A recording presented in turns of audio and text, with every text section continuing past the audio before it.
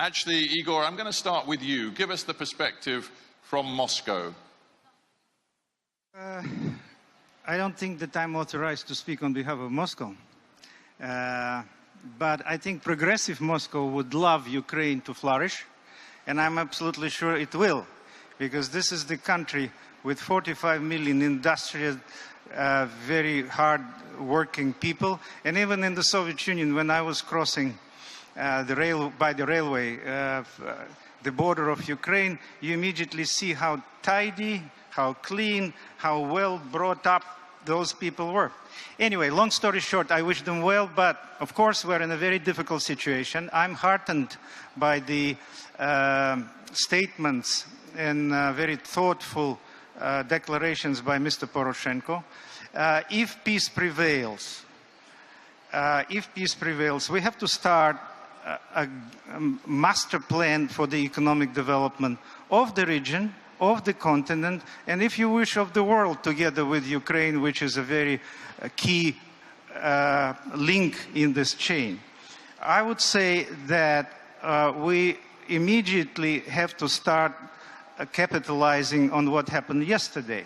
If I understand Mr. Barroso, the negotiations between three sides ended up well, and that means that the European Union, Ukraine, Russia, and Eurasian Union of Belarus plus Kazakhstan can restart normal trade.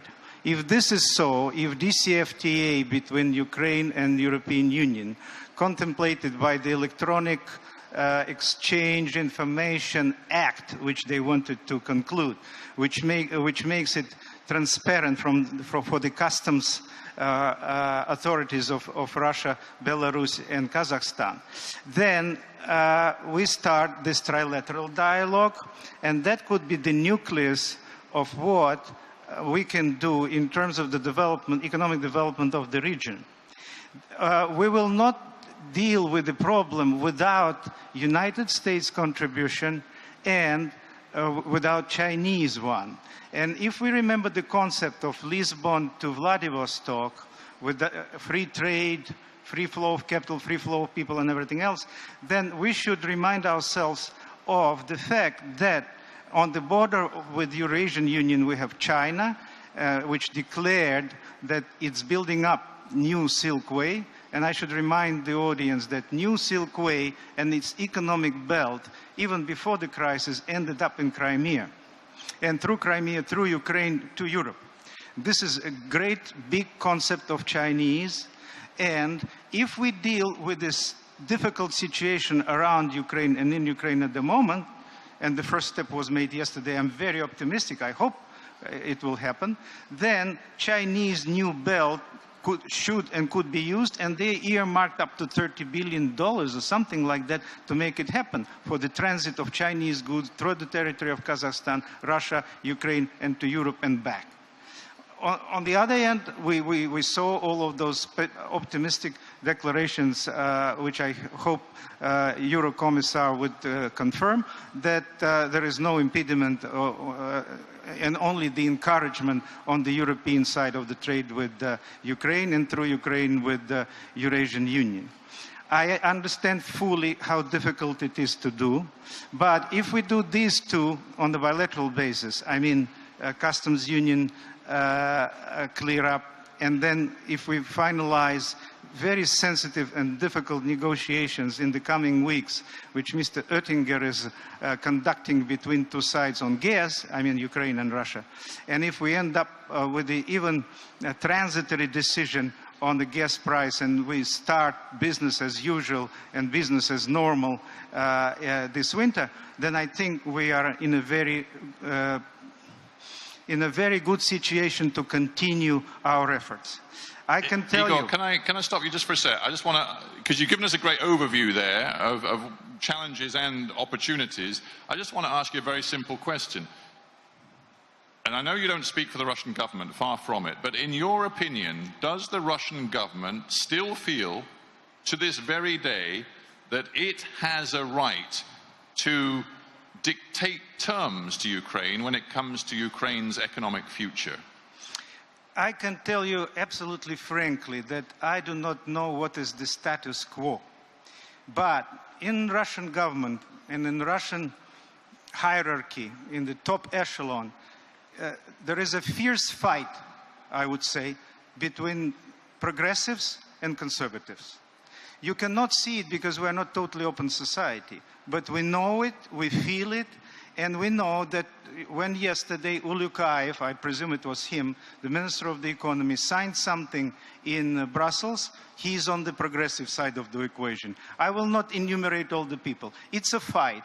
To contribute to this fight, I should say that we came out with the two proposals. One, Branson yesterday told all you about.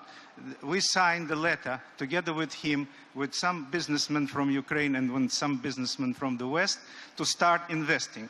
It's easy said, difficult done, but we start doing something to this effect.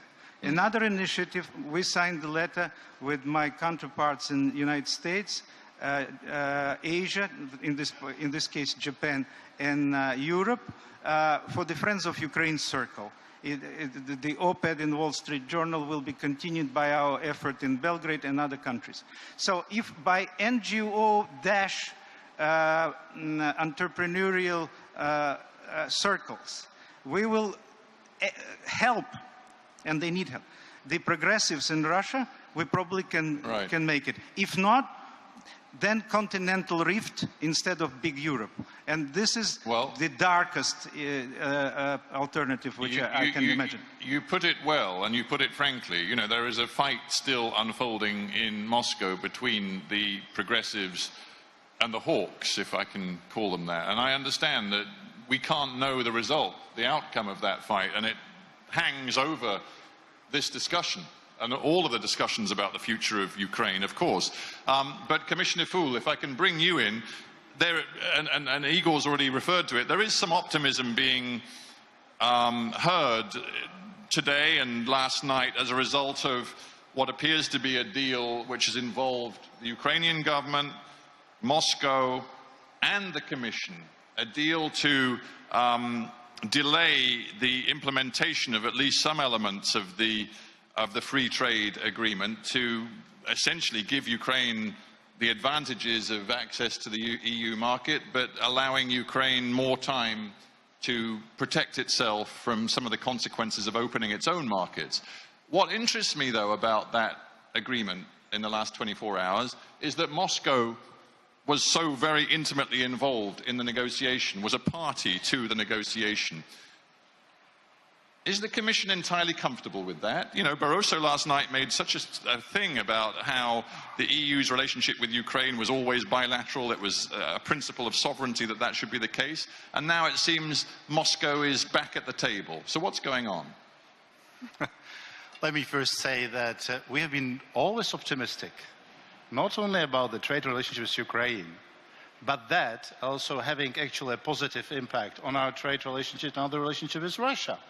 Okay? It was Russian Federation saying that if the association agreement is ratified, it will unleash the hell. And that was actually one of the most important outcome of yesterday. There was at the end of that statement, making it very clear that as a part of that agreement, Russia will not deliver on that threat and ultimatum. And despite the ratification of the association agreement, as negotiated without making any change, Russia would continue to apply the Commonwealth of Independent States Free Trade Agreement. That's cool. Now, to your questions, we have offered the Russians the bilateral talks, not only about the association agreement vis-à-vis Ukraine, because we do not normally talk about our friends with the third parties over their head, but to talk generally about those issues. Now, it was only until January this year that President Putin has accepted the proposal for the Presidents Barroso and Van Rompuy for the bilateral discussions. We made it absolutely clear already at the Vilnius summit, November 2013, that there's going to be one red line in our transparency and openness to address whatever the issue, whatever the concerns, and it is The bilateral treaty is the ownership of those two parties, and we will never allow the third party to dictate to those two parties what should be the content of the agreement. We made it absolutely clear we will not be a part of the trilateral treaty. We will not allow the Russians to be a part of the bilateral treaty in its making. Now, that's why those bilateral discussions we launched. We had, I think, 3 rounds of the bilateral discussion with Russians, actually very good. At the end of those bilateral discussions, we actually reached quite an agreement on a number of the issues, which when we sort of thought, okay, that's fine, let's on that basis make a clear political declaration, we were told, that's not the line of Kremlin. But then after the signing of the association agreement, we had a new situation. The agreement signed between the European Union and Ukraine, and then we have made this offer, okay, now let's talk about not the text of the agreement, but let's talk about the implementation. Let's talk about your concerns. Put your concerns on the table. And I'm sure we will be able to explain a lot. I'm sure we'll be able to find a solution here and there. Right, so you have these complex discussions which involve Moscow, and you're telling Moscow to put their concerns on the table, and the EU's going to listen. And at the very same time, you're slapping more and more sanctions on Moscow. You know, you're targeting more and more companies, more and more individuals. You're giving the punishment to Moscow, and at the same time, you're telling them that you're interested in hearing their concerns and you want to make the free trade deal work in a way that doesn't damage them. I mean, how many mixed messages are going on there? Yeah, but we are not adopting these measures to punish Russia for its stance on the association agreement, right? We're making these measures to make it absolutely clear that we will not sit without any reactions if the international rule is being violated in such a way as we have seen in Crimea, and when the Russians now with the direct involvement are actually adding to the escalation in the east. This is where the sanctions sort of play the role. Okay, so you see a very distinct role for sanctions and a different role for negotiations over economic ties. All right, good. I want to, don't worry, we're going to get to questions. I want to bring you in, if I may, Foreign Minister, at this point.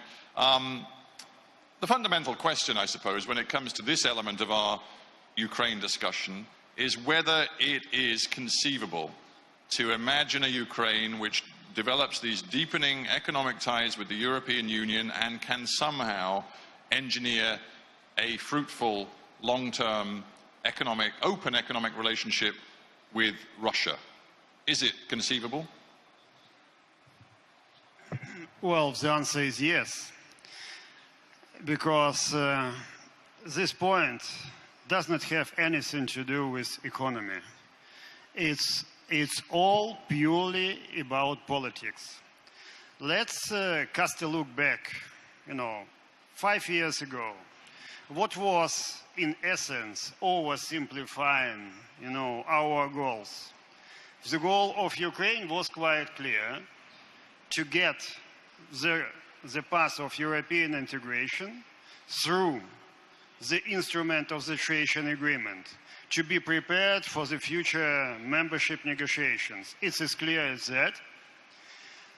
The Russian idea, boiling it down to the substance, was about getting Ukraine back to the sphere of Eurasian Union, to build a Eurasian Union as a powerful political and economic entity, and on the basis of that, to set up a sort of unique partnership between two supranational organizations, European Union and Eurasian Union, as a kind of counterbalance in this globalized world to the convergence between Anglo-Saxon world and Asian world. Because Russian mentality is all about this kind of geopolitics. And EU stance was also quite clear: to give Ukraine the instrument of the association agreement through the approximation of legislation to get Ukraine in the European space, not in the European sphere of influence, it's important to understand, in the European space, in the European space of values, in the European economic space, and somehow to have it, but without giving a clear consent on European perspective. What do we have now? We have association agreement in place, and it will be ratified on Tuesday as an instrument for European reforms in Ukraine. But the whole idea about association agreement is perceived in Russia as a sort of intrusion in their sphere of influence. One of my Russian colleagues compared the whole idea about the network of association agreements with anti-ballistic missile system. The whole idea not to consult with Russia, not even shaping up any sort of decisions. And you understand the whole depth of Russian argument here. So economically, it's not a problem at all. And I know what I'm talking about to make compatible the integration into the European space, further integration into the European Union. And it's just about a couple of points, mutual recognition, all kind of stuff.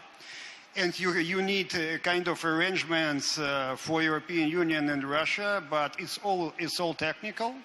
But it's also about understanding and political vision in Russia, how Russia perceives the future development all around. So my answer, economically, is fully compatible. Politically, it's the answer not for us. It's the issue for Russia. Well, given what you just said, and this might seem a little bit off agenda, but it seems to me important, given what you've just said and the message from Ukraine that deepening the economic ties with the EU is about working in the European space, but it's not about taking part in the sort of the bloc division between Russia and the West, is it not therefore a terrible mistake of the Ukrainian government and some individuals within it in particular to start talking about NATO membership? If this is purely about deepening an economic set of ties and being a full part of Europe's economic space, why complicate the matter by coincidentally saying, by the way, we also want to be members of NATO, which is a collective mutual defense pact? It then looks like Ukraine is actually not just talking economics, is actually talking about becoming a fully paid up member of a European bloc system. Well, politicians are sometimes tending to complicate the matters. But I said also a couple of years ago that one of the best options to guarantee Ukrainian security is the successful implementation of the association agreement, because it's about strengthening Ukraine in the sense of rule of law, in the sense of economic reforms which should be shaped up through the whole idea of European mentality. And it's about Ukraine creating the whole entity. It is exactly the process you see now. And the idea of so-called hard security, what we have now is a kind of margin for all of us. Where we are with the OSCE now, with all the Helsinki process, where we are with all security arrangements and security architecture. And we do understand we need a kind of new creative idea, and we need a political will to implement this idea. So just talking about NATO membership is simply not enough, because it paralyzes NATO, it paralyzes Ukraine, and pushing this issue, does not help us to get into NATO. And it's the other way, the tactics should be the other way around. Okay. Yeah, I know you want to come in, but I want to get to Minister Yılmaz. It will be just short without attempting to answer that question. 2008 NATO summit in Bucharest adopted a declaration which clearly says that Ukraine will become NATO member. Yeah, but not anybody in NATO, frankly, takes that seriously right now. Wow, wow. I mean, the NATO leaders, I mean, you're not serious about your declaration you're adopting? Now, what was the failure of those leaders at that time was that while they have shown the goal at the end of the pipeline, long pipeline, they actually did not give any directions or any road how to go there. They have not adopted the membership action plan for you. Well, you know, it is a hugely important part of the Ukraine debate, and we've aired it quite a lot over the course of the 2 days, and I don't want to get too stuck on NATO. People are going to start thinking I'm obsessed with the issue. So let's park that for a minute. One more very quick question to you, and then I'm coming to you, Minister Yılmaz. And I'll keep this simple and short. The agreement signed over the last 24 hours, does it give the Ukrainian government a get-out-of-jail card when it comes to immediate implementation of economic and structural reform? Has that been put on hold for a year? Yes or no? No, not at all. We will go on with reforms, with European reforms, full scope, full scale, and full speed. Immediately? Immediately. And now the whole idea of national plan for the implementation of the Schengen Agreement is in the pipeline. And we will have a very clear vision together with the European Union how we get on implementing these reforms. It's not about the whole idea. It's about holding off the provisional application of the DCFTA. And the formula that FTA will be actually working one way, the way to the European Union. So the entry into the European Union will be null tariff, and the entry into Ukraine will be still at the same level. Yeah. It's not more about But the reform program is not going to be delayed. Fully. Okay, fine. Now, I want to turn to a Turkish perspective, a very different perspective. You can look at the choices Ukraine is making and some of the pressures upon Ukraine as a country with a fascinating set of challenges of its own. Let's not get stuck on NATO, but you are a member of the NATO alliance. You want to be a member of the European Union, and of course you have close economic ties with the European Union, but you also are a major regional player looking east and south to your neighbourhood. So you tell me, if you would, Minister Yılmaz, when you look at the choices and challenges facing Ukraine today, how do you think the Ukrainian government is doing in handling them, and what do you think is in Ukraine's best interest when it comes to economic ties to the West and developing a real, productive, fruitful working relationship with Russia and countries to the East? Great to be here in Kiev, in Ukraine, and be part of this important discussion. Actually, Ukraine and Turkey are very much similar in their geopolitical positions.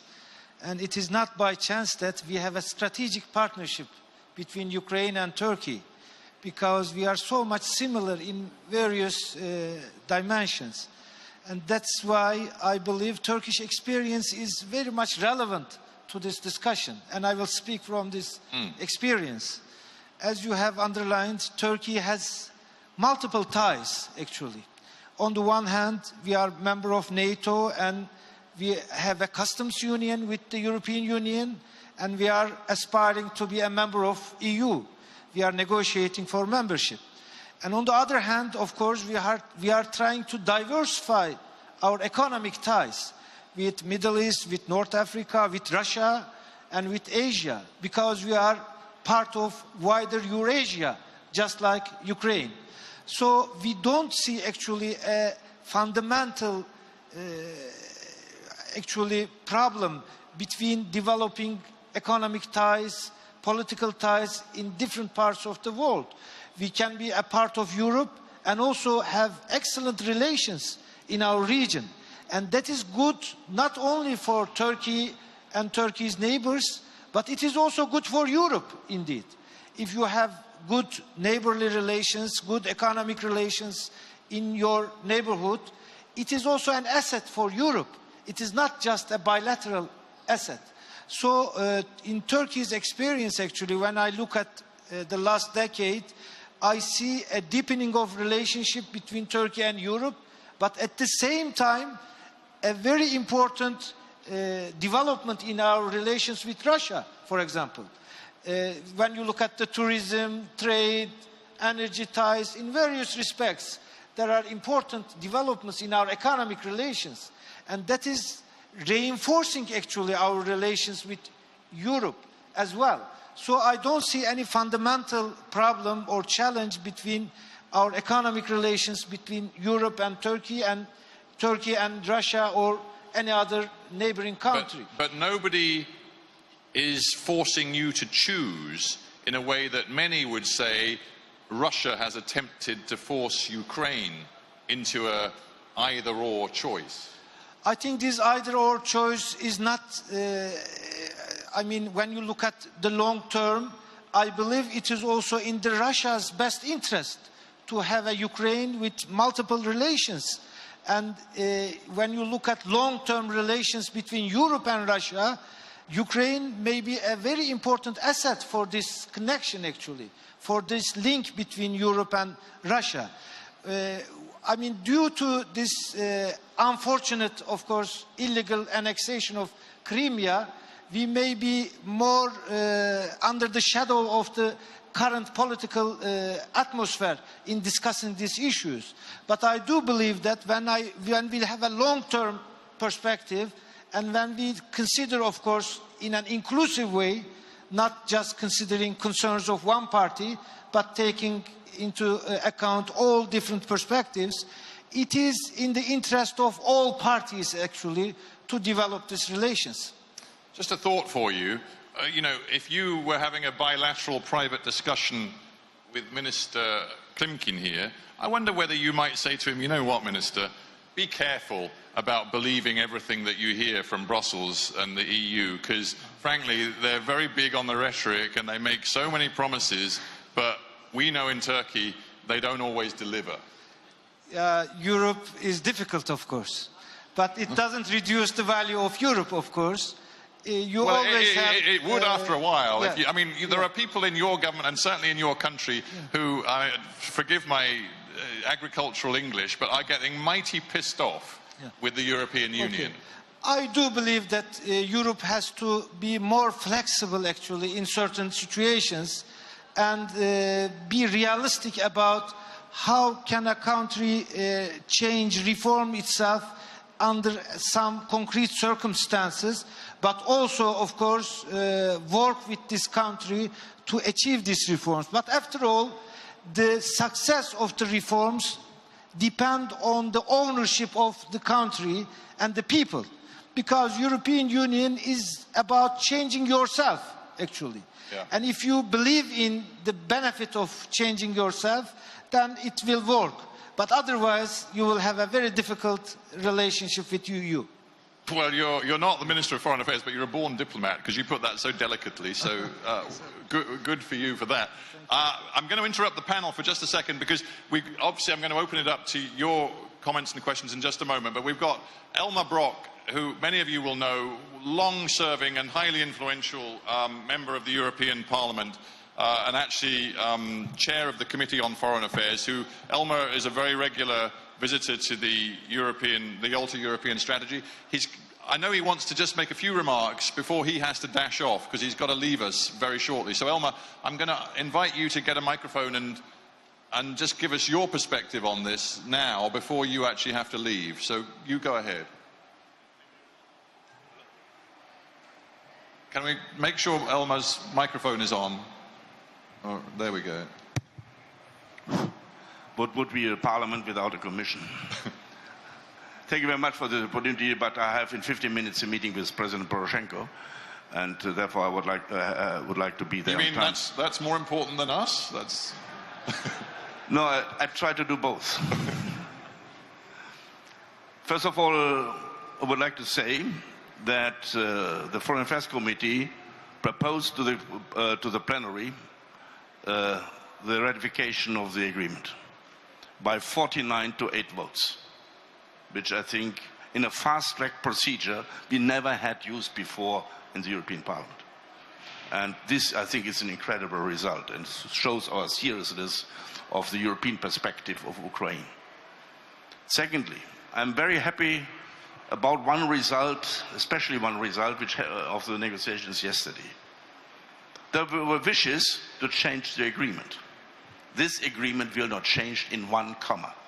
It will stay as it is, and therefore we can ratify it. Only because of that we can ratify it on Tuesday. And there is a question of asymmetrical implementation, as I understand it, as we have it also by the proportional implementation. It's asymmetrical, which can be a chance, as Prime Minister Yatsenyuk has said it, for Ukraine, if it's not misused for delay of the transformation process. Therefore, I'm very thankful to Mr. Klimkin who said there is no delay, especially because this is a question of customs and taxes, duties.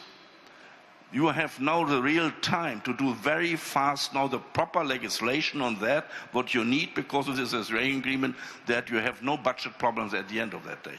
And to reform that in the weeks and months to come, which is very important for the stability of your system. But I have also to say, we discussed this agreement only under economic circumstances. The association agreement, the first part, is a political one. It has to do with rule of law, has to do with human rights, has to do with fair elections, no selective justice, no corruption. This is our conditions, and therefore these conditions has everyone to fulfill, Turkey or Ukraine or Serbia, in terms of negotiation. And everyone had to agree to that. And this is no flexibility possible. This has to be done on the way of European perspective. There's no compromise in the rule of law possible. And I believe also there's a context to the economic success story. Only if you have the rule of law, you get investments. Foreign companies will invest you only in a country where they have a fair chance to win a court case. So rule of law is a condition for investments. Investors must feel safe in a legal system. This is one of the obligations this agreement brings with it. The last point to Russia. Nobody of us ever thought that this agreement is directed against Russia. Nobody. Therefore, I have very often not understood this debate when it comes to these questions. And if this provisional, this asymmetrical implementation helps the Russian understanding that it's so, it should be fine. For me, and that is that political thing of yesterday.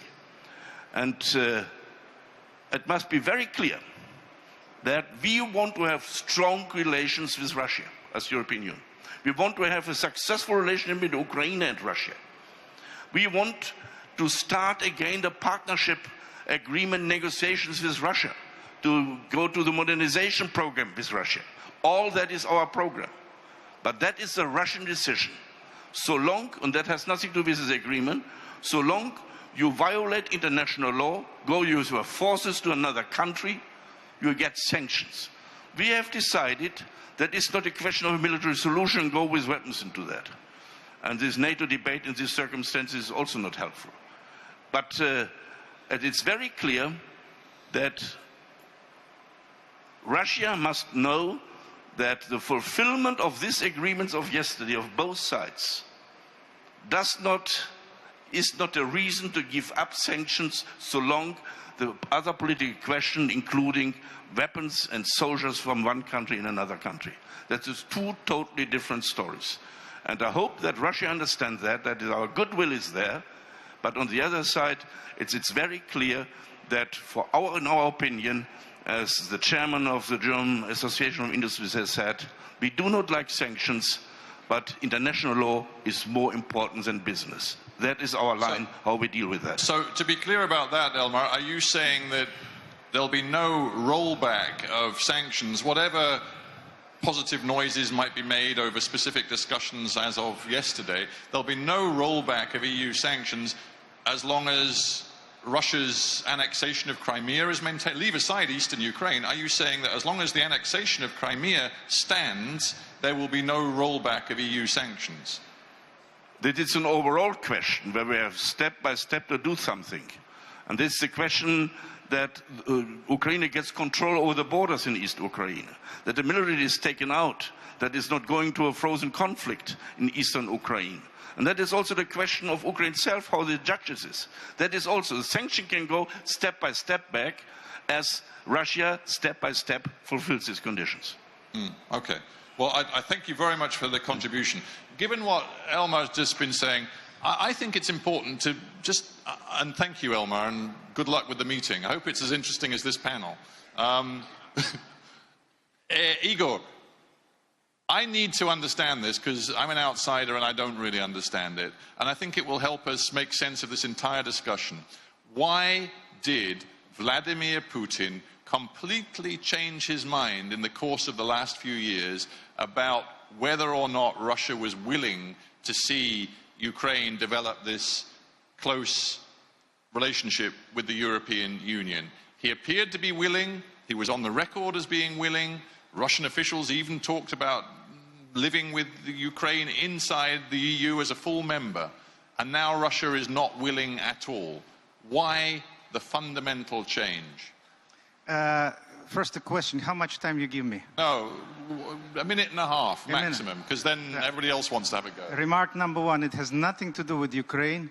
It is a confrontation between Russia and the West, the way they see it. Number two remark, does he have justification up in his mind and in the mind of conservatives? Yes, he does. In 2001, he said to my friend George Robertson, and George Robertson, being a Secretary General of NATO, confirmed it to me, said, George, can I enter NATO? He said, yes, but you're in the line behind Bulgaria. Forget it. Then next year, 2002, I was there in Brussels. Agreement signed, the way to enter European Union. Many conditions went sour. 2003, ABM Treaty.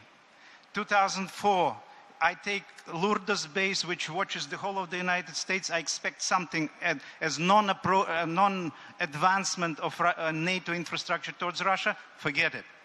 I take Kamran base out for you to go freely, you, the West, to go freely in the South China Sea, expecting that there will be no advance towards Russian borders of missile and other defense institutions and installations of NATO. Cold shoulder. So he gradually became very sour, and I think Ukraine was the last point. Right, so it's a build-up of grievances. It's nothing to do with Ukraine. It's nothing to do with Ukraine. Ukraine just happens to be... Ukraine happens to be the last bastion of Saint Mother Russia being approached by NATO, encircled, and probably threatened. So if that is the mindset of, and you put it very well, if that is the grievance-based, suspicion-based mindset of the people in the Kremlin today, what you seem to be saying is that there is no hope of this idea that Ukraine can actually look west and east at the same time as long as Putin is in power. Again, Ukraine will be taken as a separate case, and it will end up to the betterment of the people of Ukraine and Ukraine as a statehood. What we're dealing with now is to try to rebuild the trust. And we're dealing with that through all circles. And I, as an NGO man, I'm running around different available channels to rebuild that trust. I'm promised, both in the East and in the West, that something is going on and something is in the making. But I cannot be overly optimistic. And if it's a European rift, first of all, Russia has options. They are much more expensive than friendship and cooperation with Europe, but it's not the end of the world for Russia. But the situation will become much more serious, and I don't envy us. All right, I'm going to open it up to questions now, because I know there are plenty. You caught my eye first, so you have a go. The microphone's right there. Just tell us who you are and give us a... Я ставлю це питання як напівукраїнка, напівросіян. Для мене Україна дуже важлива, я не знаю, чи там Захід важливо. Питання ось яке. When he has a minute. BBC News already transmits around the world that Ukrainian Prime Minister Arseniy Yatsenyuk says Russia wants to, quote unquote, eliminate Ukraine. So what would you say as the Minister of Foreign Affairs of Ukraine, how accurate you think this statement was? And how does this statement make strong relations with Russia simple and possible?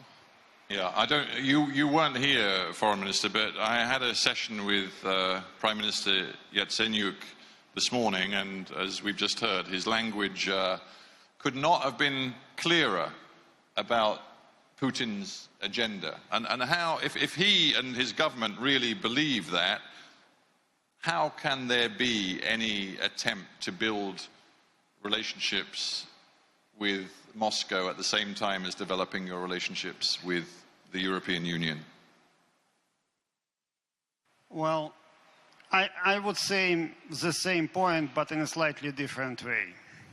I do see some discrepancies in vision for the future of Ukraine here, and probably for some people in Moscow. Because our vision for the future united, democratic and European Ukraine is probably slightly different from the vision of those who do like to see different Ukraine. And Mr. Yurgens has then mentioned the idea of Ukraine as a kind of last bastion, you know, in a sort of pathetic twist. I believe it's just not about that. Ukraine has a special significance also herself for Russia, historically, mentally. And we see a clear way for Ukraine, we perceive the clear way for Ukraine within the whole idea of European mentality, European values, and European-style reforms. Whether it's exactly the regions, which is the dominating one, now in Moscow and around Moscow, it's exactly the question. But just on the very specific point, would you, because it's interesting to know from different senior officials what the mindset is, do you see Putin's agenda right now as about the elimination of Ukraine as an independent nation state? That's what, I mean, you were quoting Yatsenyuk, yeah.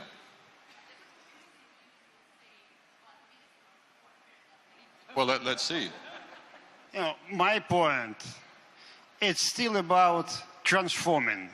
Let me use a kind of more, you know, a sort of diplomatic point here. Yeah, you're okay. Yes, all right. Well, you are being a diplomat. All right, Pat Cox, and then we're going to go over there. But can we give a microphone to Pat Cox, and then we'll come to you next. Good morning. I respect the fact I get a question and not a speech. The speech I would make would have a conclusion. So one quick comment. I would strongly commend that Ukrainian politics, from the highest level down, would develop the strategic thinking of being the bridge and not the buffer. Just this. That's the end of the speech that I can't give.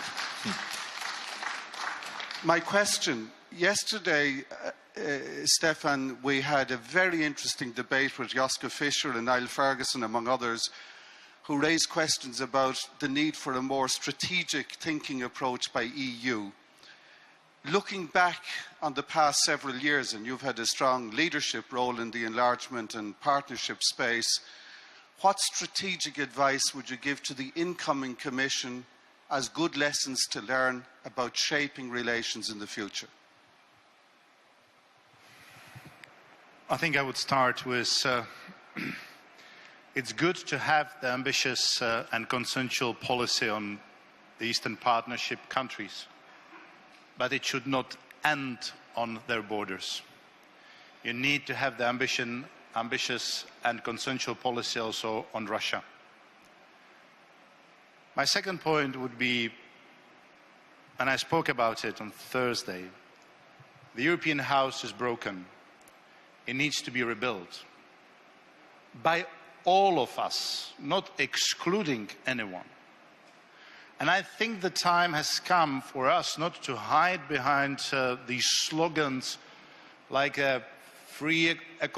European free economic zones from the Lisbon to Vladivostok, but rather providing a content to this, which will go beyond trade, economic cooperation, and would also restore the trust in the security structure. Now, Russia was in making of another European integration project. It's called Customs Union. By the way, that's the difference between the Customs Union membership and association agreement. Through the association agreement, you strengthen the independence and sovereignty of the country. Through the Customs Union, you just transfer part of that to Moscow Euro-Asian Commission. But in January, we will have a Euro-Asian Union. Now, I think we need to raise the stakes of the game. I think the time has come for a formal, high-level ties and cooperation between the European Union and Customs Union and Eurasian Union. I think it would bring not only Russia, but also Belarus and Kazakhstan, and soon also Armenia to the game. I think this is the only way how to make sure that there are no new dividing line in Europe, even if it's not of ideological this time, but trade or commercial. Do I believe it is possible tomorrow to say we want to have a start of the free trade agreement negotiation between the European Union and Customs Union? Yeah, I do believe.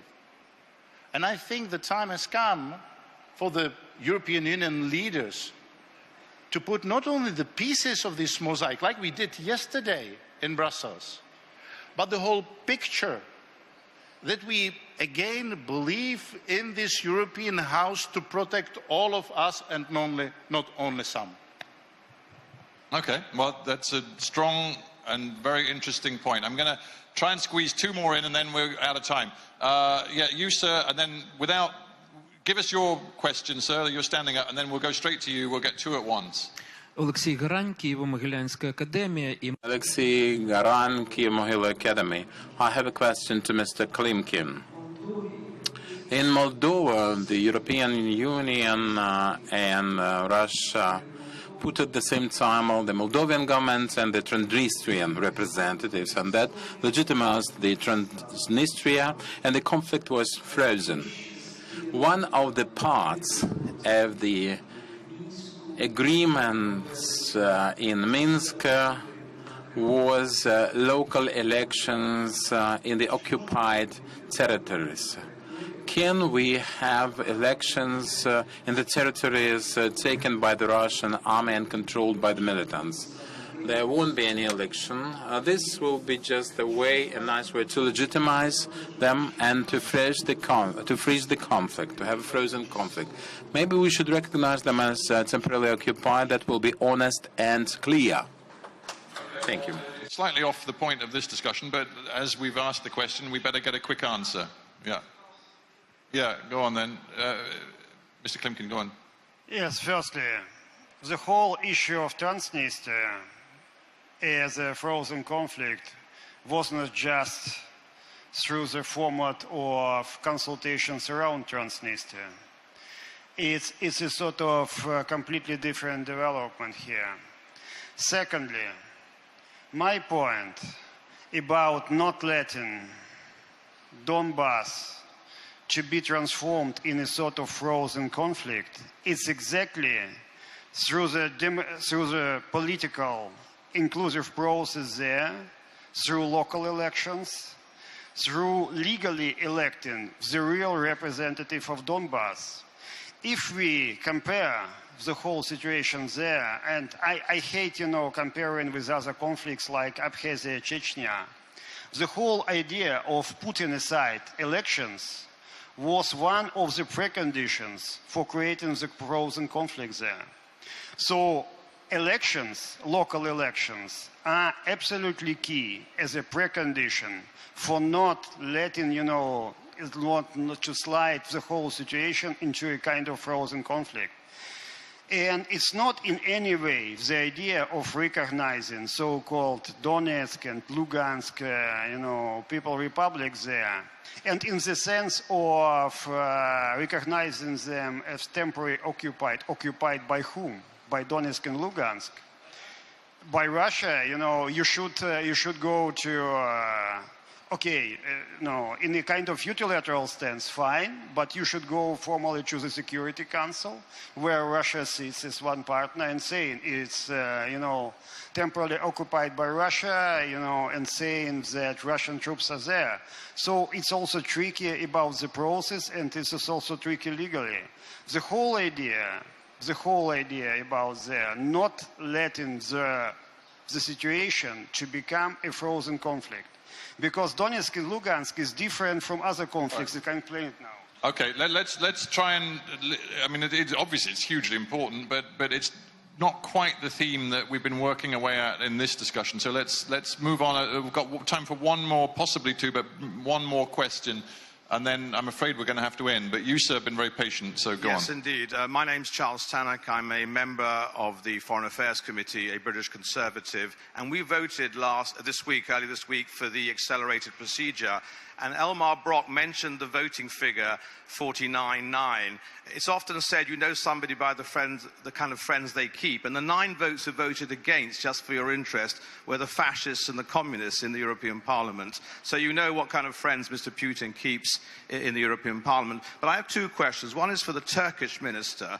Turkey, historically, traditionally, claims huge solidarity with Turkic peoples. We see that over Azerbaijan, over Nagorno-Karabakh. What has Turkey done? I've been very disappointed in terms of defending the rights of the Crimean Tatars against horrendous discrimination and even having their leader now in exile from his homeland. I think Turkey's been very supine. Could you not do more to stand up to Russian discrimination? Secondly, a question to Commissioner Füle, because I won't be seeing much more of you, sadly, because you're leaving, but I may see you in the plenary next week.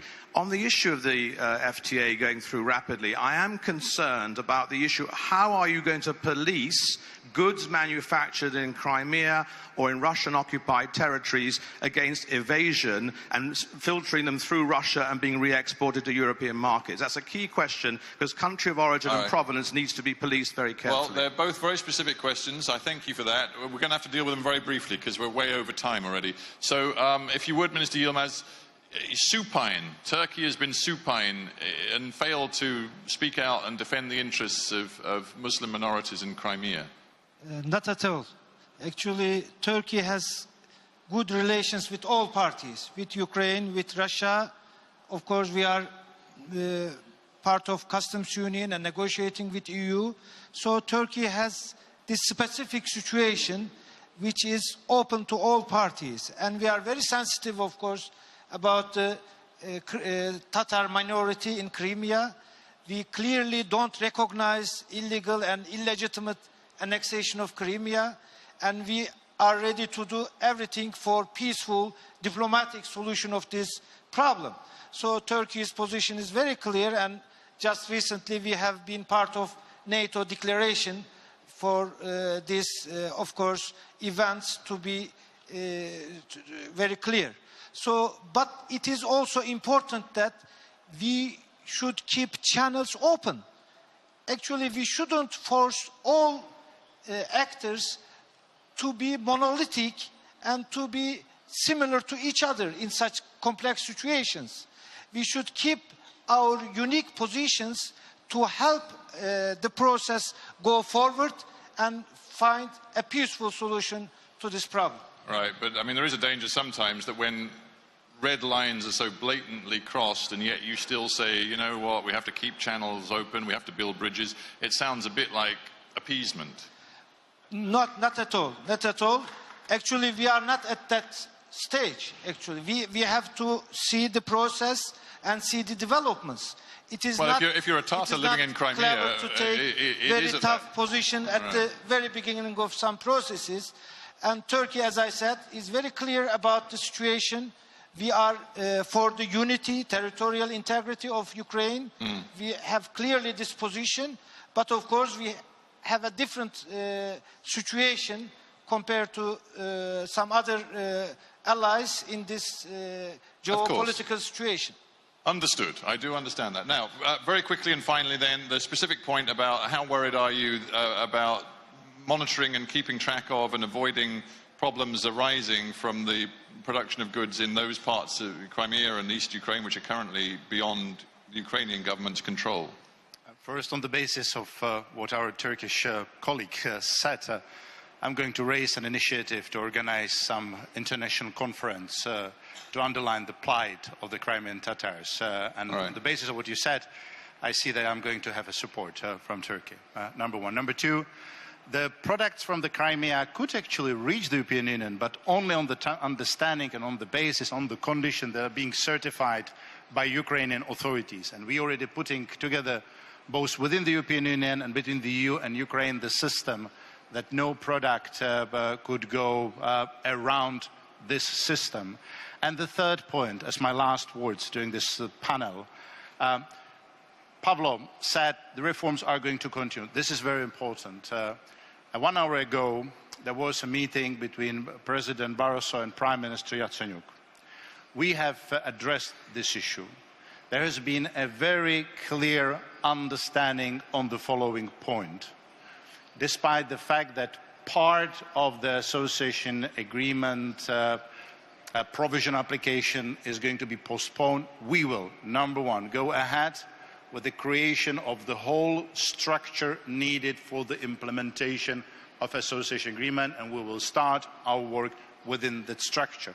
Number two, the European agenda for reform, which we have worked together with the Ukrainian authorities and adopted, remains to be the basis for the further reforms, together with the action plan the Prime Minister has referred to this morning and which is going to be adopted in Verkhovna Rada next week.